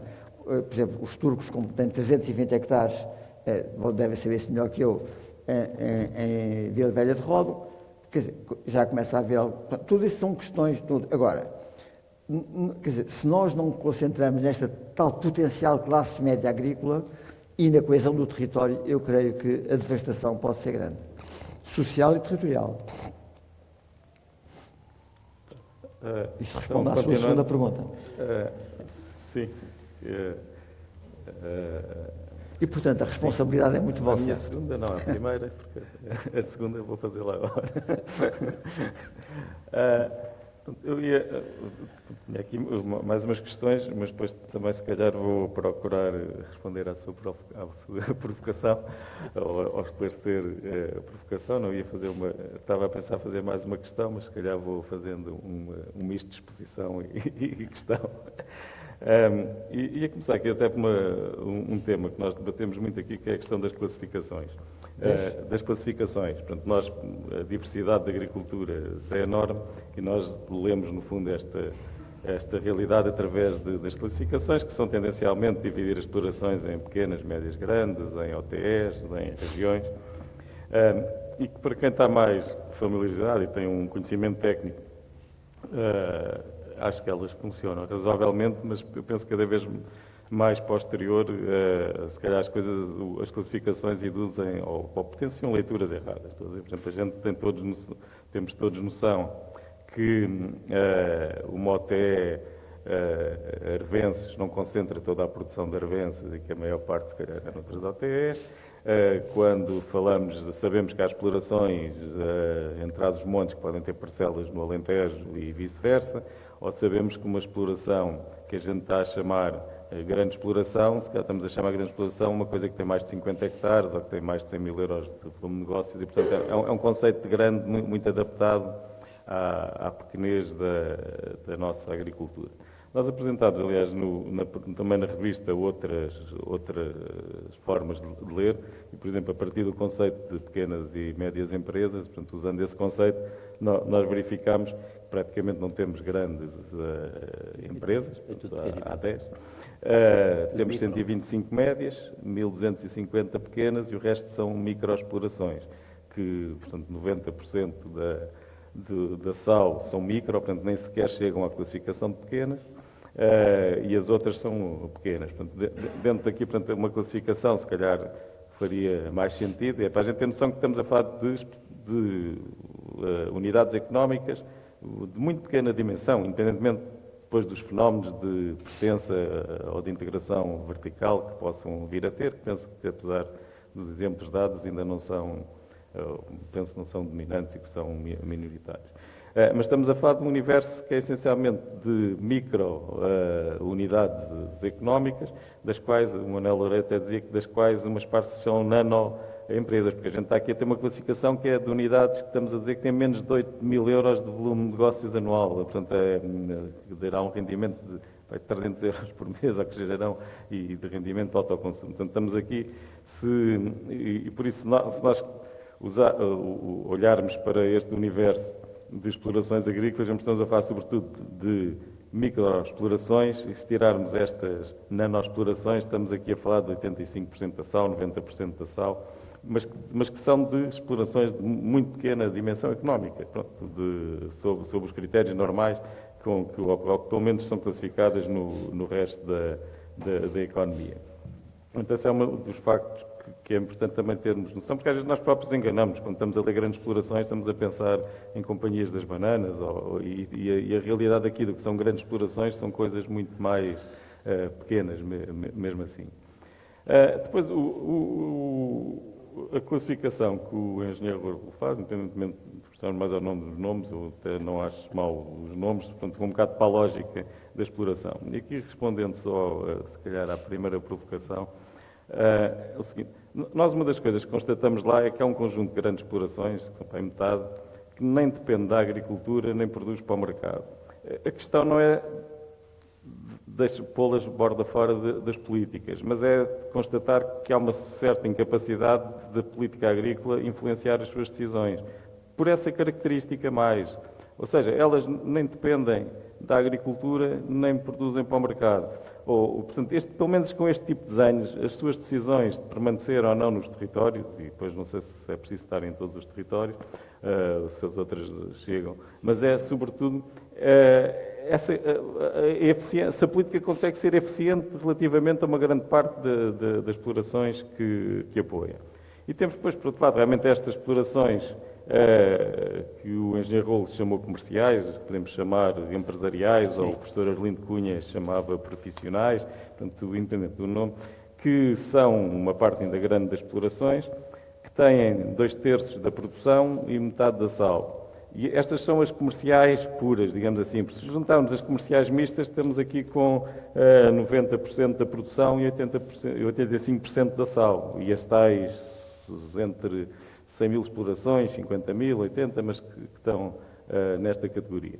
E portanto, há também uma preocupação, essas explorações estão também em todo o território e são fundamentais, nomeadamente para o futuro da agricultura e das estruturas agrárias. Nós tivemos aqui, depois também, essa não está na revista Cultivar, uma partição das explorações que é curiosa e que é a seguinte. Eu, no início de junho, tive que ir à Feira de Santarém fazer uma apresentação do pedido único e do ponto de situação do pedido único. E quando fui à Feira de Santarém, nessa altura, princípio de junho, as pessoas diziam, em geral, houve até, das raras vezes, ou talvez única, as várias confederações juntaram-se a dizer os agricultores não se conseguem candidatar, não há candidaturas, as pessoas não se estão a candidatar. Mas nesse momento havia quase 100 mil candidaturas submetidas, quase 100 mil, eram 98 mil candidaturas submetidas. Portanto, houve um conjunto muito grande de agricultores para quem estas mudanças da política, dos regimes ecológicos, das coisas, não tiveram problema nenhum, porque também não se candidataram nem a regimes ecológicos nem a pagamentos ligados. E por isso temos aqui, isto não é nenhum anátema, mas temos aqui um conjunto de explorações, que são muitas, cerca de 100 mil, para quem tudo isto até não foi um problema. O PU e as datas não foram um problema. No dia 31 de maio tinham-se conseguido candidatar a maioria das explorações que vêm ao PU e uma maioria significativa das explorações. Portanto, há aqui algumas, não digo que são estas as que não são influenciadas pela política, mas são aquelas a quem este grande movimento, sobretudo de transição das políticas para outros modelos, que não dão resposta porque isso não influencia nas suas decisões.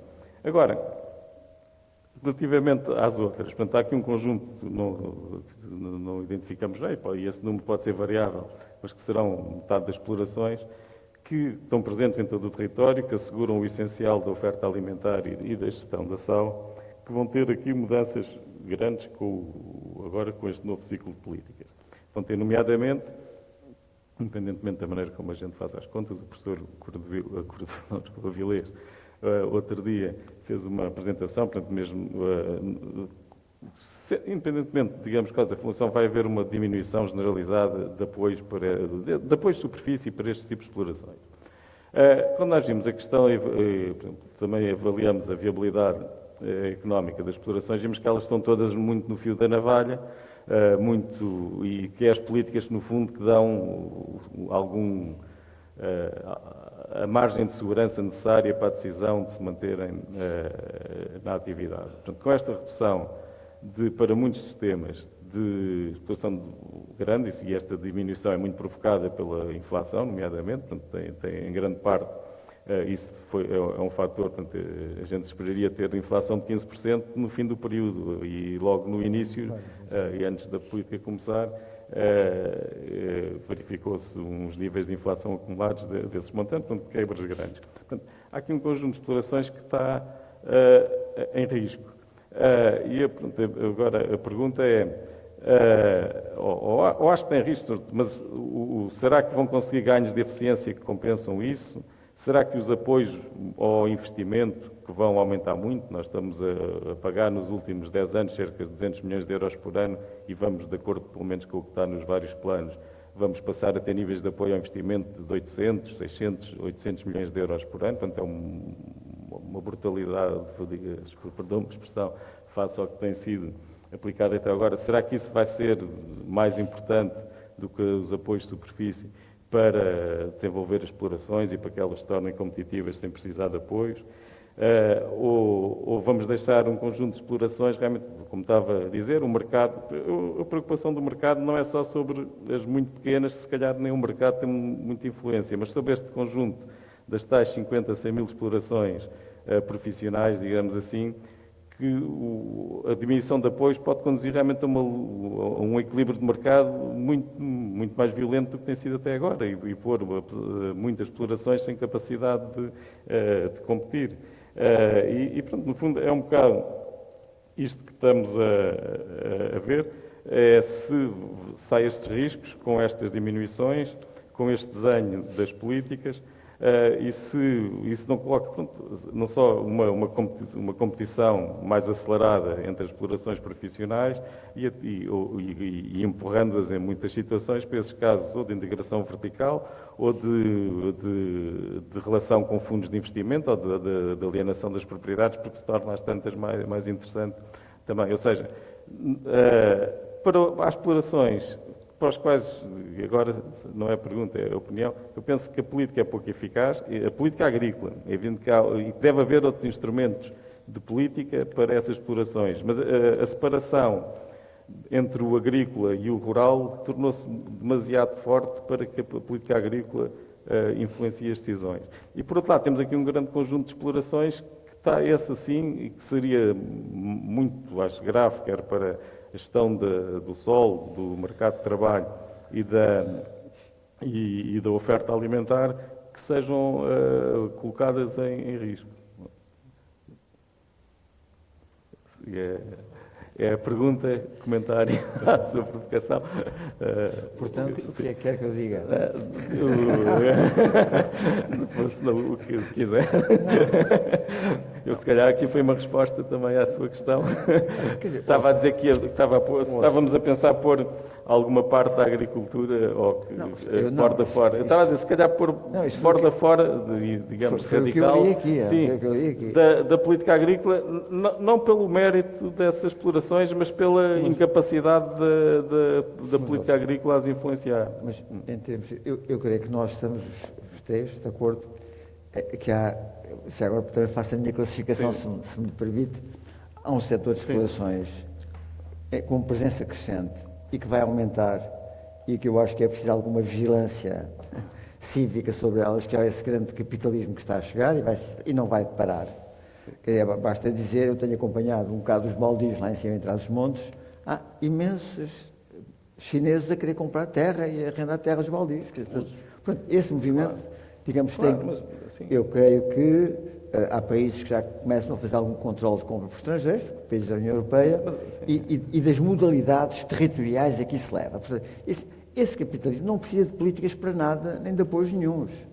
Não precisa. Mas a minha questão é mesmo essa. Neste momento temos um conjunto de grandes explorações que não está nessa lógica, tem uma lógica mas eu estou a falar nacional agora, e que pode se tornar às tantas mais interessante fazer a estipulação, ou por alienação, ou mesmo por arrendamento. Não precisa, mas não se importa nada.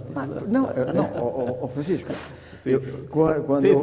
quando eu vi que Claro. na Idanha eles estão-se a candidatar em relevamento entre linhas, que não precisam nada daquilo. É claro que tudo o que vier à rede é peixe. Mas o que eu ia dizer é que esse setor que eu estou a falar, não estou a falar das grandes explorações portuguesas, não estou a falar deste capital financeiro internacional que está a chegar em Espanha aqui, que vai avançar e que vai avançar como avançou noutros países, com consequências territoriais e sociais muito complicadas, embora economicamente bastante vantajosas.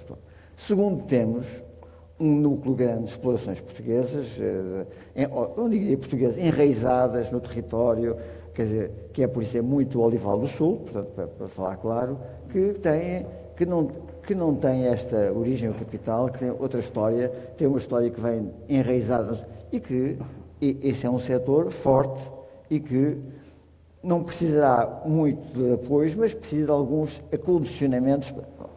Depois temos... Sobretudo ao investimento. Sobre o investimento, não de mercado, sobre o investimento. Já agora, na minha classificação... Mas a única maneira de conseguir compensar as percas é por via de ganhos de produtividade, ou ganhos de preços, não é? E depois temos um grande número de explorações médias e grandes, digamos, territoriais, ambientais, o que queiram, que eu creio que as políticas têm que ser mais que não se pode permitir que sejam explorações que não produzem, que maximizam subsídios apenas e que nem sequer se lhes peça, digamos, um comprovativo da atividade económica. Como aliás, agora penso que se vai-se prever para o pinhão lá embaixo. Portanto, essas explorações que têm uma função importante, mas que não têm cumprido, em que se tem confundido o apoio ao ambiente com o apoio ao rendimento, quer dizer, que é uma questão central e que tem que se alterar radicalmente ou as políticas ou modos aplicados fiscalizados. Esse é o outro setor, o outro grande setor das políticas. Quer dizer, e aí acho que é um setor crítico. Vocês aqui identificam, creio que 70 mil explorações, se não, 70 mil, acho que é nesse caso.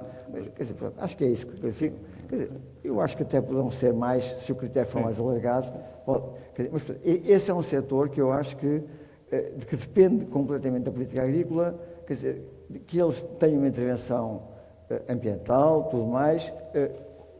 Agora, não se pode, nesses setores, a meu ver, incentivar, por exemplo, um aumento de encabeçamento. Não pode. Quer dizer, portanto, tudo isso tem que ser conjugado para os objetivos serem conseguidos. Não, e como se sabe bem, cá em Portugal, quando nós, em certas medidas, prevemos uma cabeça por hectare, estamos a favorecer o contrário do que se pretende em termos ambientais. Portanto, esse é, digamos, o terceiro ou o segundo setor, o terceiro setor. Depois temos um setor de pequenas explorações, articuladas às pensões, aos salários, cuja lógica depende da estratégia familiar, em que a agricultura é importante, que muitos vendem, por exemplo, vinha vendem e tal, mas cuja lógica de funcionamento e de existência depende muito mais da vez da sucessão na família do que...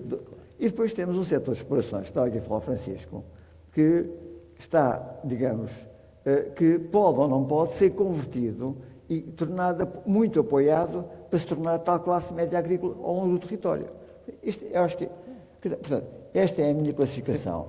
E o que eu acho que são os dois grandes problemas da classificação é, a meu ver, essas explorações territoriais que têm sido perversas completamente e o apoio que não tem sido feito e que vocês não propõem fazer aqui, é esse setor que eu acho que se podia ainda, digamos, entrar, salvar e oferecer uma lógica ao mercado. Isto é a minha primeira resposta.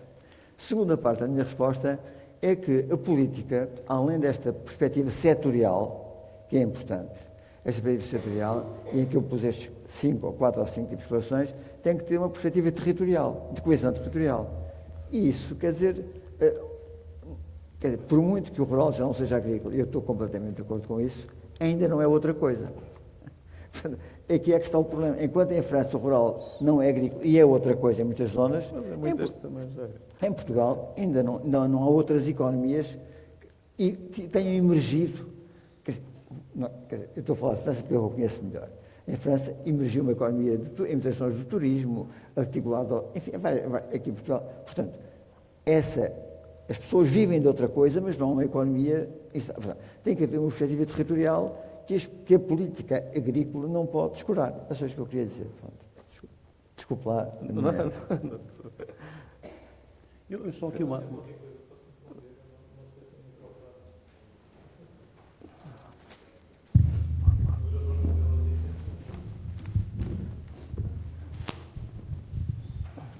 Então, não, acho que o Bruno respondeu bem à provocação, porque eu acho que a provocação também foi muito provocadora, porque eu acho que nós também no nosso artigo também não vamos depois como a professora Vilés disse, a questão da complementariedade é muito importante. E o que nós sentimos ao longo de muitos anos de estar a desenhar os instrumentos da PAC é a noção que tudo cabe dentro da PAC. E mesmo a última frase que o professor disse foi muito no sentido, obviamente nós temos que estar ligados à questão da gestão territorial e do ordenamento do território, mas não há outro país da União Europeia, também deriva das nossas condições que temos a nossa floresta, em que o instrumento principal para a floresta seja a PAC. Isso é impensável para a França. A França teve cá há pouco tempo a diretora-geral francesa que dizia que a floresta é um sintoma de abandono agrícola. Pronto, ela disse isto. E, portanto, para um francês, e nós é diferente, a floresta está presente em todo lado, temos que ter políticas para a floresta, mas não é encarado como o principal instrumento para a floresta ser a PAC. Estou a dar um exemplo. Pronto. Outras matérias, quer dizer, nós também temos como elegibilidade, por exemplo, a conectividade digital dentro do desenvolvimento rural. Era impossível a PAC dar resposta a isso. Nós, a certa altura, queremos fazer da PAC tudo. E, portanto, a preocupação que o professor estava a ter, no sentido, e nós aí falarmos da complementaridade, esta desconexão entre o agrícola e o rural, leva a que, e este tipo de explorações que nós juntamos, se calhar, até podemos dizer que foi incompleto nesse sentido o artigo, que muitas das explorações que sobrevivem na nossa agricultura não olham para as margens de lucro e temos essas mais profissionalizadas que olham e que estão em risco, como o Bruno disse. E, portanto, quer as muito pequenas, quer estas dos fundos de investimento, conseguem trabalhar com margens pequeníssimas. As muito pequenas por causa da pluriatividade e do plurirrendimento, as muito grandes porque, pronto, que é uma questão de estacionar dinheiro muitas vezes e não tanto de ter rentabilidade no negócio. E, portanto, a nossa preocupação, como citou o Ministro Planas, é um bocado esta classe média profissional que vive da agricultura e que até, pelos vistos, ocupa a maior parte da superfície agrícola útil, gera a maior parte da alimentação, da produção alimentar e, portanto, é essa a nossa preocupação. Obviamente, que outra questão que também emerge é de haver muito pouca... A classificação destas explorações que o professor apontou com preocupação é diferente também de região para região. E eu acho que aí nós também temos que começar a pensar nessa maior territorialização, ou seja, pequenas explorações em zonas de muito baixa demografia ou pequenas explorações em zonas em que há muito mais alternativas económicas, mas mesmo assim também fazem o seu papel, às vezes na abertura da paisagem em zonas urbanas, mas essas explorações têm funções diferentes. E, portanto, a questão da complementaridade é que é muito importante. Nós temos que pedir uma série de outros instrumentos de política que nós temos, desde o Fundo Ambiental. O Fundo Ambiental não gasta mais de 3% em biodiversidade. E há uma pressão brutal para ser a PAC a pagar a biodiversidade. Temos também fundos da coesão. Se o rural está mais desligado do agrícola e se esses modelos de negócio e de economias têm que ser criados, não sei se a PAC consegue responder a isso. Pronto, e é só nesse sentido nós não estamos... nós queremos é complementaridade, queremos que os instrumentos atuem de forma complementar entre eles. Quer a política de coesão, quer o Fundo Ambiental, quer outros, podem atuar no território de forma complementar. E eu acho que ainda assim a PAC faz muito pela viabilização destas explorações e grande parte não é mercado, grande parte dos nossos mais de 80% de sequeiro é viabilizado pela PAC. Eu acho que os exemplos às vezes são importantes, mas ajudam sempre para entrar num diálogo de falsas analogias. E é preciso ter cuidado com os exemplos, não é? Porque depois toma-se a parte pelo todo. E a tendência nesta nova PAC e tem-se visto pelo um certo desconforto, é uma certa redistribuição para as dimensões médias, para as dimensões médias da área. E não tanto, como o professor estava a dizer, e mesmo os encabeçamentos, há um grande controle nas questões de ecorregimes e etc. que não estão lá. E depois, também por outro lado, é importante estas grandes explorações, mesmo que tenham as questões da associação à questão do mercado, que estas explorações estejam presentes na PAC e que não sejam alienadas da PAC, sob pena de depois, só pela via regulatória, é conseguirmos chegar a elas. Em França havia a grande preocupação de muitos agricultores não participarem nas medidas agroambientais, porque não estavam para cumprir os requisitos e tinham rendimentos disso, particularmente o Vale de Paris e etc. E havia a preocupação da Comissão Europeia não só de ver como é que nós conseguimos pôr estas pessoas cá dentro, porque através da lógica do incentivo podemos alterar práticas e não ir logo pela via regulatória. Pronto, só alguns comentários. Eu sei que o professor gosta de fazer estas questões das provocações, mas acho que nós temos ali frases muito a falar da complementaridade, a falar da importância destas pequenas explorações, mas também distinguindo no território.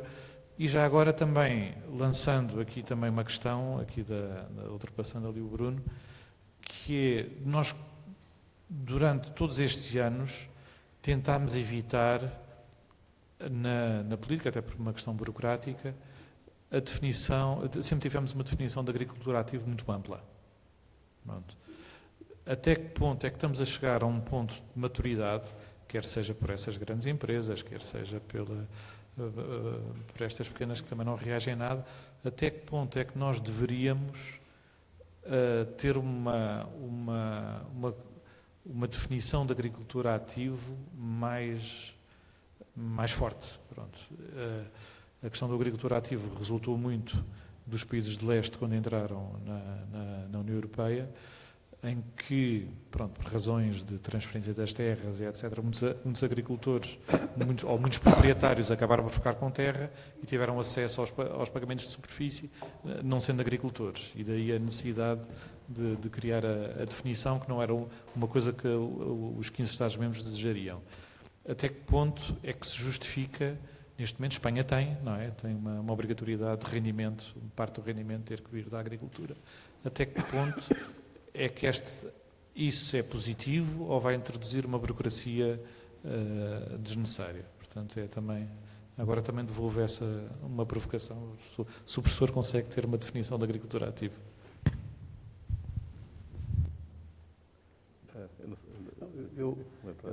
Agora, antes de entrar em grandes coisas, havia aqui um aspecto que o Fernando já sublinhou 2 vezes e que eu não estou muito de acordo, mas que é um detalhe, não tem importância nenhuma. Nós não temos aumentado o efetivo, o encabeçamento, não. E as políticas não têm sido nesse sentido. E eu acho que, do ponto de vista da questão da neutralidade carbónica, pôr a questão de termos que reduzir o efetivo para conseguir mitigar não deve ser o elemento central da nossa argumentação. O nosso elemento central da nossa argumentação é que nós devemos melhorar a gestão dos nossos prados e pastagens de forma a aumentarmos a nossa capacidade de sequestro. E, portanto, era só nesse sentido que eu não concordo contigo. Porque, de facto, olhando para os números, as nossas vacas leiteiras, no conjunto destes 3 décadas, diminuíram 4,3% ao ano, não é? E as vacas aleitantes quase 2% ao ano. E nos últimos 10 anos as vacas aleitantes diminuíram quase 2,9% ao ano. Portanto, não. Quando os prados e as pastagens permanentes aumentaram 3% ao ano nos últimos 3, portanto, em termos de área. Portanto, de facto, em termos médios em encabeçamento. É claro que não quer dizer que não há situações que haja essa coisa, mas como normalmente quando a gente apresenta estes números, isto vem um pouco a propósito da revisão agora do roteiro e no roteiro anterior ter havido uma grande polémica entre qual era que era a forma de conseguirmos reduzir aquilo que é a componente principal da nossa contribuição para os gases de efeito de estufa, que é de facto o setor pecuário, de haver quem achasse que a única forma era reduzir os efetivos, sobretudo reduzir os bovinos, levando ao ponto de dizer que as pessoas deviam deixar de comer carne, não era? E que, aliás, existem alguns defensores dessa teoria. Aquilo que se conseguiu fazer depois de grandes discussões foi convencer que a linha da situação deve ser fundamentalmente no sentido de aumentar a capacidade de sequestro. O grande problema é, depois nos cálculos, isso ser levado em consideração. E de facto, o IPCC, quando faz os cálculos, por enquanto isso não reflete, e portanto a AP não faz. Isso é uma vitória que a agricultura e o GPP têm que ter agora nesta revisão. Vamos ver se é possível ou não é possível. Em relação a esta, eu não tenho nenhuma classificação muito especial de explorações. Aliás, eu a certa altura, nas coisas que fui fazendo, fiz uma classificação teoricamente muito interessante, dificílima de fazer na prática, que era com base na viabilidade e competitividade económica das explorações. No fundo, tentar separar aquelas que, à partida, têm viabilidade e competitividade, para os quais, de facto, as políticas, aliás, onde se concentravam a maior parte das políticas, mas elas não deveriam ser utilizadas, e quando elas são automáticas, como eram do ponto de vista do pagamento de base ou do ponto de vista do greening, era muito difícil de alterar. Agora, essa alteração verifica-se, portanto, se calhar se a gente rever. E depois daquelas que, não sendo viáveis economicamente, eram financeiramente, e como é que nós poderíamos passá-la a ser, fundamentalmente através das políticas. Mas, obviamente, essa classificação ainda é mais complicada porque mexe com resultados económicos que não são facilmente quantificáveis, não é? Calculados e estimados e apresentados. Mas, na altura, a gente chegava à conclusão que explorações com viabilidade económica e competitividade andavam entre os 20% e os 30%. E, portanto, aquelas que precisariam de apoio não seriam os outros 70%, mas era um grupo muito significativo das nossas explorações, em termos de área, então, também. E pronto, já não lembro o que era. Havia muito mais coisas para dizer relativamente a isso, mas em linhas gerais. Eu acho que estamos todos de acordo que há muita coisa a melhorar. Isso é discutível, não é? Quer dizer, que tem que ser feito. Acho que algumas coisas que o PEPAC fez, do ponto de vista de mudança de orientação, são positivas. Agora, vamos lá ver se essas tais mudanças positivas na prática são bem positivas. E, portanto, quando se começar a aplicar, nomeadamente as questões mais relacionadas com os ecorregimes e as coisas, vão ter efeitos ou não efeitos na nossa agricultura. Portanto, a questão agora aqui é, e aí eu acho que há um elemento que foi pena, mas que eu percebo, que não, na prática não tenho feito, que é basear muito mais na análise das práticas e não dos resultados. Devia haver ali uma vertente de resultados, nomeadamente a questão do carbono, podia ser introduzido como elemento. A gente faz, porque senão as análises de solos, essas coisas não servem para nada, não é? Quando ninguém analisou, a única vez que eu vi um grupo, foi um grupo de alunas, de assistentes do Minho, da Universidade do Minho, que tinham feito uma tentativa de analisar ali, com base na informação que existia da Escola Superior Agrária, e que chegaram à conclusão que o teor de matéria orgânica nos solos tinha piorado para as populações por ordem. Portanto, se nós temos essa preocupação fundamental com a questão do aumento do teor de matéria orgânica, porque só assim é que a gente consegue aumentar a capacidade de retenção da água e a capacidade de sequestro, temos que arranjar uma maneira qualquer de verificar isso. Porque senão nunca mais convencemos ninguém na APA, nem nas APAs deste mundo, que de facto esse tipo de práticas são práticas que justificam que se considere que há uma mitigação dos efeitos. Obrigado. Eu penso que está também prevista uma ronda de perguntas. Sim. Só um comentário. Eu julgava até que havia uns medidores de carbono. Não há? Por acaso acho que já começam a ter Sim, desenvolvidos. não, acho que não, acho que o INEAB acho que não é desenvolvidos, acho que já... Sim. Para a parte florestal. Mas acho que não são... Já acho que há uns medidores de carbono e tanto quanto eu julgava, nem eram excessivamente onerosos. Achavas que eram utilizados? Não, e podiam ser utilizados. Podiam ser, não, mas isso é uma grande resistência. Não, mas passa a ser obrigatório, análise de solos, já eram, aliás, para uma data de coisas, não é? Não, mas isso é Quem uma é que grande... alguma vez fez cálculos de análise, com base nessas análises de solos, relativamente, por exemplo, ao PROD e ao agricultura biológica?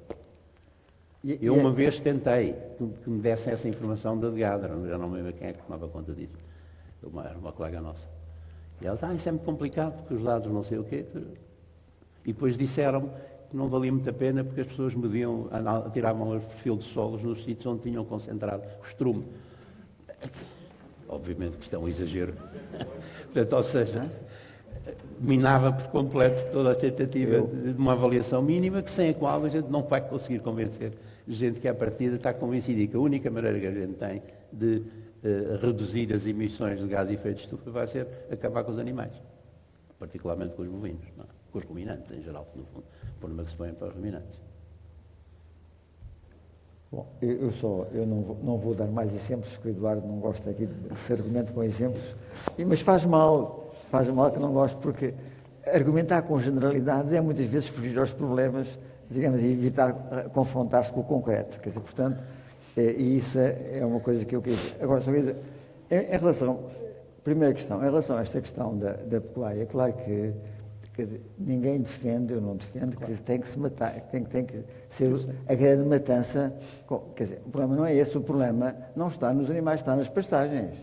Quer dizer, o problema está nas pastagens e está nas políticas em relação às pastagens. Quer dizer, a questão é essa, central. Quer dizer, está nessas agriculturas biológicas e nessa não verificação. Quer dizer, se formos para os tais medidores de carbono, enfim, ou outro sistema, a coisa acelera-se de outro modo. Quer dizer, mas isso é uma verificação de resultados que muitas vezes ninguém quer. Quer dizer, um grande obstáculo é entrar na verificação de resultados. E se o Gabinete de Planeamento tiver capacidade para entrar na verificação de resultados a sério, de maneira não meramente experimental, é uma alteração total. Então, espero que seja uma via nesse sentido. Quer dizer, portanto, e eu creio que sem isso não vai haver a tal legitimidade social, como dizia aqui o Francisco, não vai haver. A outra questão que eu queria já agora argumentar é sobre o problema, uma pequena nota sobre a agricultura e floresta. É evidente, mesmo as explorações têm uma parte florestal, a gestão hoje é dissociada.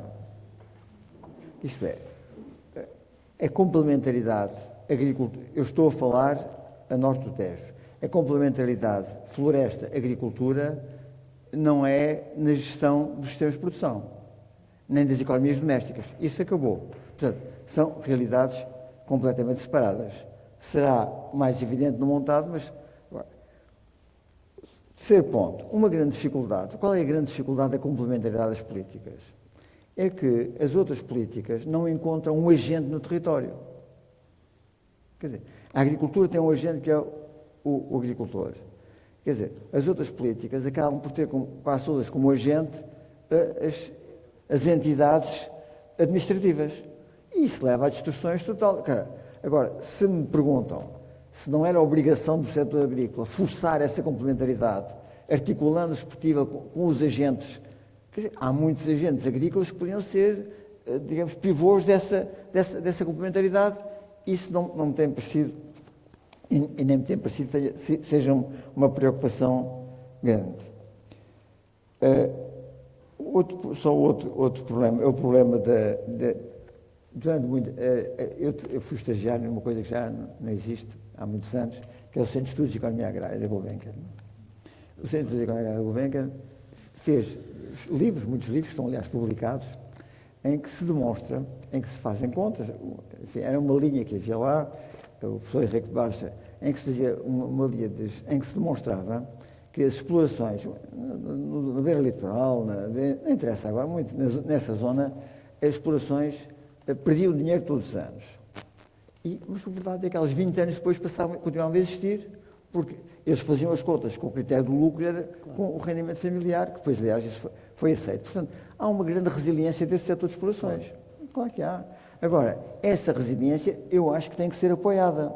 Quer dizer, não se pode contar só com ela. Quer dizer, já que não pode ser como o cavalo do inglês, já que estás habituado a não comer, até ele morrer, não tem que ser. Essa resiliência tem que ser. Quer dizer, e isso eu acho que é uma obrigação pública, digamos, se pretende defender essas explorações. Depois das questões.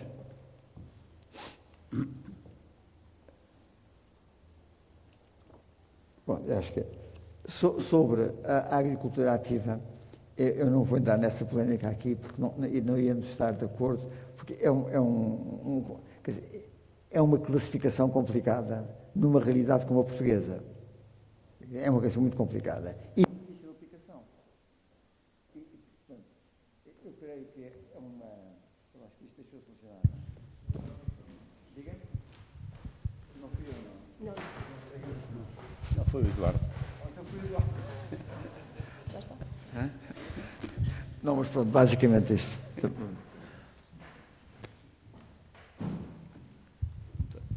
Deixou de funcionar.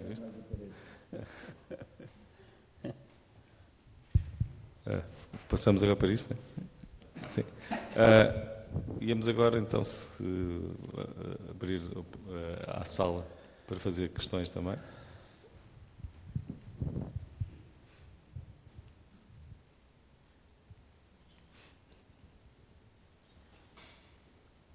Estou esclarecido.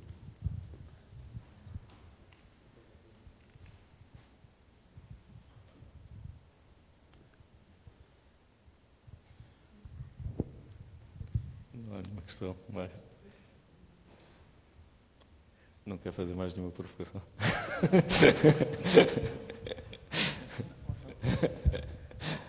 Acho que isto não funciona. Estás a destruir isso tudo, pá. Não, é que já. Atenção, não tomo isto como uma tentativa de cortar a palavra. Atenção, é bom que fique claro, não é? Não, eu não quero fazer. Não, mas eu vou dizer o seguinte. Eu só queria. Diga. A semana passada, o engenheiro Guterres. O engenheiro Guterres disse uma coisa que era. Eu agora estava a tentar até encontrar. Mas dizia assim: não deixar ninguém para trás é correr o risco de deixar para trás os objetivos do desenvolvimento sustentável. E que nem parece uma frase do engenheiro Guterres, mas aparentemente acho que sim, veio nos jornais e acho que ele não nos mentiu. E eu ia perguntar aqui um bocado: não deixar ninguém para trás não é correr o risco de não deixar para trás os objetivos da PAC? É que eu vou responder com gosto. É que a perspectiva do vosso texto é outra. É levar só alguns para a frente. E aí é que está a minha preocupação. Quer dizer, a grande preocupação que está aqui é apoiar só alguns e ir para a frente. E os que ficarem para trás ficam ou não para trás. E, portanto, é claro que, como eu disse há pouco, quer dizer, e essa é que é a minha preocupação. Quer dizer, eu aí, quer dizer, não estou... já posso comentar o que disse o Engenheiro Guterres, não iria fazê-lo, mas a vossa perspectiva é que me pareceu outra, é levar só alguns para a frente. Portanto, e nesse sentido, concentrar os apoios, não se preocupar com as tais que podem vir a ser viáveis e não estão a ser devidamente apoiadas. Não, essa é que é a questão. Diga? Não, claro, não. É esquemática e provocatória, mas corresponde a uma questão central. A questão central é que se nós, daqui a 30 anos, quando eu já não estiver aqui, infelizmente, daqui a 30 anos, nós temos qual é a configuração da nossa agricultura. É grande agricultura, alguma comandada por capital financeiro, outra, digamos, felizmente ainda enraizada na realidade económica portuguesa, um setor ainda de pequena agricultura ligado a salários e a pensões, que não há de desaparecer, e depois haver aqui um vazio, haver uma agricultura territorial de grande dimensão ambiental e depois uma agricultura produtiva de média dimensão, digamos, ter desaparecido. Essa é que é a preocupação. Esta é que é a questão que tem que se encarar. Queremos que essa vingue ou, na vossa perspectiva, vamos deixá-la para trás? Creio que agora, tanto o Bruno como o Eduardo me vão prometer que vão apoiá-la. E depois eu vou tentar ver com as medidas que fazem se vão ou não. Mas a questão é exatamente esta. É esse setor que pode vir a existir, que ainda existe e pode ser viabilizado, vamos apoiá-lo ou não? Ou vamos nos concentrar apenas no topo? É só isto que eu estava a dizer. Eu percebo esta preocupação do Fernando e todos. Eu só não sei se a gente pode retirar isso isso dessa forma tão, não direi radical, mas tão clara das orientações que vêm, ou que advêm daquilo que o Bruno e que o Eduardo escreveram, que em certa medida tem por trás aquilo que eles estão a tentar conduzir no âmbito do PEPAC. Mas pronto, mas eu acho que isso tem muito a ver com uma questão prática, e são os exemplos na prática o que é que vai acontecer, da maneira como as coisas vão ser aplicadas. E isso obriga a fazer mais contas em casos particulares e perceber isso, não é? Que repercussões é que isso tem, não é? Em termos de aspectos. Mas de facto, eu sou muito amigo do Engenheiro Guterres, fui muito amigo do Engenheiro Guterres, ele hoje em dia é muito importante. Mas acho muito tremendista hoje em dia. Acho que ele, esta coisa de que vamos todos, que o planeta, já parece aquela coisa que no ano 2000 acabou-se o mundo, ele está um bocadinho nessa linha, eu não sou tão tremendista como ele. Mas percebo, em parte, A questão que se põe é que, de facto, tem que se encontrar formas de conseguir avançar, mas com equilíbrio, porque não se pode fazer a todo custo, não é? É evidente que, não, a leitura que eu fiz do papel, eu acho que foi a minha leitura, e cada um de nós, é como quando nós vamos ver um filme, cada um vê o seu filme, não é? Quando nós vamos ver um filme, aqui quando cada um de nós vê um livro, um romance ou um texto. Agora, eu quando acabei de ler o texto, fiquei com esta preocupação de facto. E é claro que eu sei... É um risco grande. Não, um risco. Fiquei com esta preocupação de facto. Claro que eu sei que no coração humano dos dois não está a preocupação de salvar todos. Agora, um problema era que...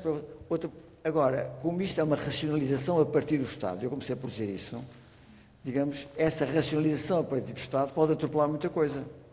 E com o tal referencial. É só isto que eu queria dizer. E de certeza, além do mais, tinha certeza absoluta, quando o Eduardo Inês me telefonou, não estava a contar que eu não dissesse estas coisas aqui, não é? Eu também não o quis desiludir, não é? Se calhar ia encerrar, mas só um comentário final. Porque a sensação desta conversa é que nós até temos a mesma preocupação exatamente, que é ter um conjunto de grandes explorações que têm condições de ser viáveis ou pela produção alimentar ou de serviços ecológicos, nomeadamente. Eu acho que a questão que nós aqui temos muito a discutir é o desenho que as políticas devem ter para o fazer. Eu estou só a dizer, eu penso que há este conjunto de apoios que nós estamos a dar em valores que nunca demos antes e que provavelmente são muito ineficazes na manutenção da agricultura no território, que não têm eficácia nenhuma. E por outro lado, isso falta para outro tipo de explorações, e quando estou a dizer algumas, nós estamos a falar de umas dezenas de milhares sempre de explorações, sejam 50, sejam 100 mil, não são propriamente meia dúzia.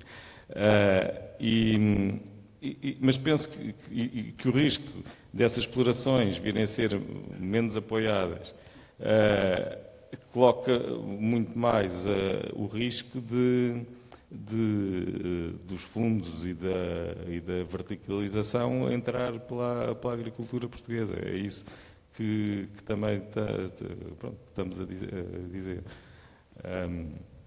E não sei se continuar a não haver questão nenhuma. Vamos almoçar. E então vamos almoçar. Obrigado.